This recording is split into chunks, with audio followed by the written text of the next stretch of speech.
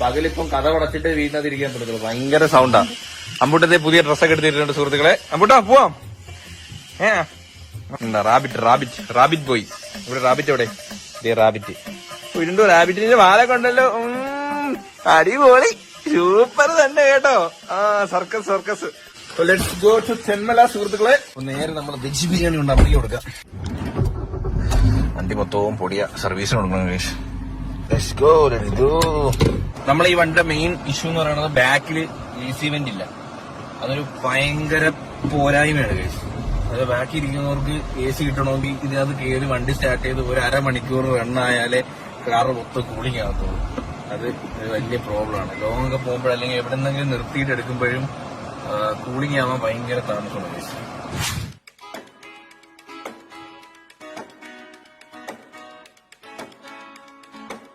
മഴക്കോള ഇല്ല. ഇപ്പൊ രാവിലെ